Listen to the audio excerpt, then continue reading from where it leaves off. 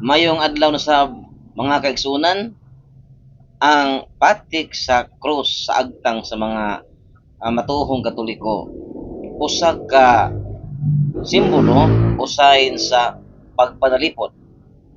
Munay ato ang tukbilan karon sa atong programa ang pagtukbil sa kamatuoran mga kaigsunan. Apan sa dili pa, palihog lang og subscribe sa akong channel, like and share aron sa pagpadayon sa akong evangelization.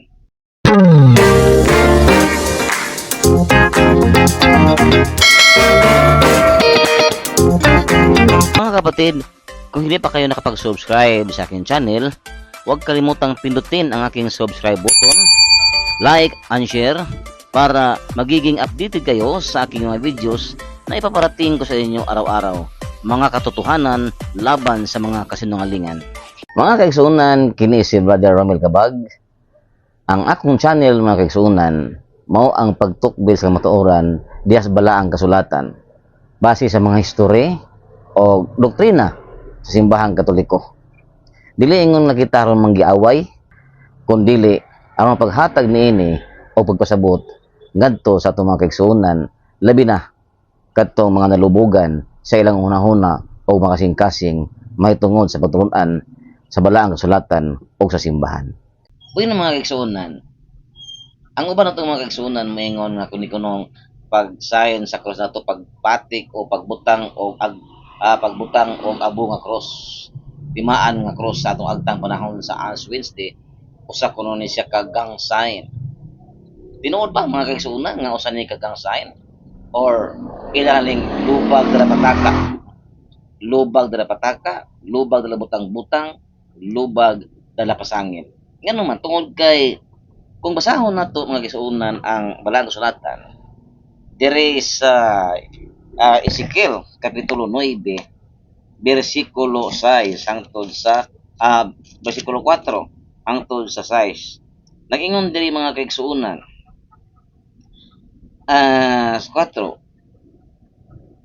og giingnan siya sa Ginoo, libuta ang syudad sa Jerusalem og butangig patik sa krus ang agtang sa tanan nga nag-uol og nag-agulo tungod sa hilabihan kang ngil-ad nga mga buhat nga gihimo sa mga lumulupyo niini.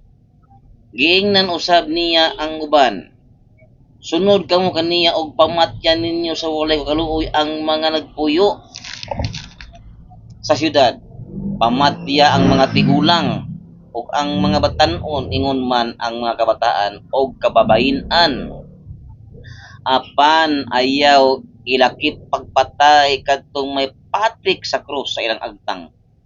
Sugdi ninyo kini paghimo dinhi sa akong templo, busa giuna nila pagpatay o pagpamatay ang kadagkuan nga didto sa templo. So dinhi magigsuunan atong nabasa nga ang dunay patik sa krus sa ilang agtang dili ipapatay sa Dios. So dinhi pinaagi niining pagbutang og krus sa atong agtang napanalipdan ta gikan sa kamatayon nga sugo sa Dios nga ipapatay katong walay krus nga patik sila agtang. Malas lang katong walay mga patik sa agtang kay apil gito sa patay, no? Apil sa patay. Unya, unsa pa? Ang cross simbolo o sign nga gipanag-iya ta sa Dios. Iya ta sa Dios. Ngano man tungod kay wa man ta giapil o papatay human sugo siya nga ipapatay ang tanang tao, bata tigulang may pili. Apan ayaw kuno hilabti kadunang dunay patik sa cross silang agtang. O may lain kita doon namatay, kita namang mga Katoliko ang dunay patik sa cross ng agtang. Busa kita ang gipanag-iya ta sa Dios. Tag-iya ang Dios nato. Kita ang tag-iya po sa Dios tungod kay kita dunay may timaan sa cross sa atong agtang nga mo iiyahang gisugo nga ayaw ninyo hilabti. Busa ang timaan o simbolo sa pagbutang og cross sa atong agtang, usa ka panag-iya sa Dios kanato o panag-iya usab nato ngadto sa Dios. Yeah. So unsa pa?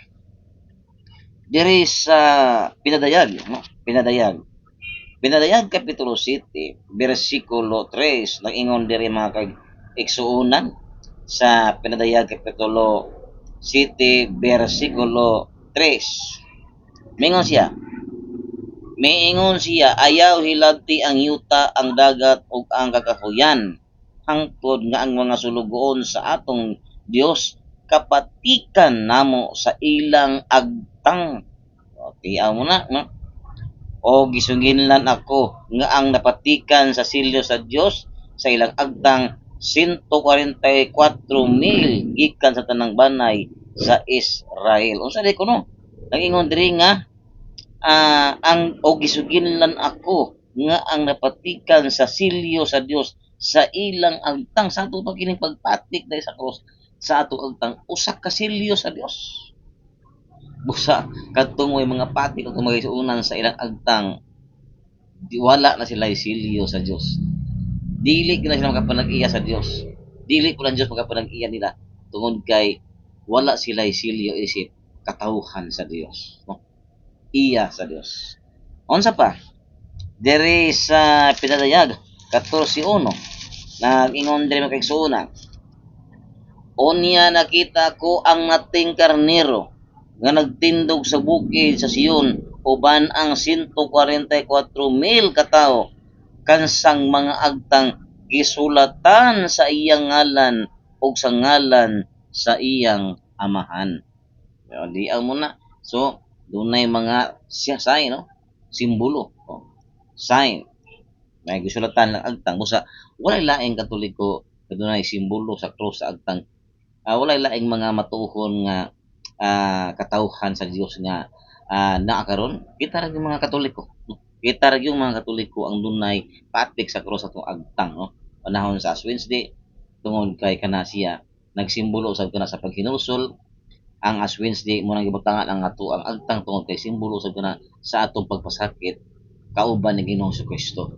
Kay karon usa naman ka panahon sa pagpasakit, Lent season, paghinulsol, pag-ampo, isip kita mga katawhan sa Dios. Muna nga panahon nga Ash Wednesday dunay patik sa atong agtang timaan nga kita iya sa Dios o nanato na usab ang pagduyog sa kasakitan ni Kristo ang ato ang paghinulsol, ang ato pamalandong sa atong mga kasaypanan. Din kita giluwas ni Ginoong Kristo. Kana mo'y sakto magsuuna. So hinat-unta magsuunan na kining gamay nako nga pagpaambit makahatag og landag, makahatag og kahayag sa inyong lubugan nga mga huna-huna o kasing-kasing. Hangtod sa sunod akong video, sundi ko magsuunan kay akong ipadayag ang kamatuoran nga ang Biblia may atong basihan o ang mga kamatuoran diha sa mga referensya o kasaysayan. Salamat og maayong adlaw kanatong tanan.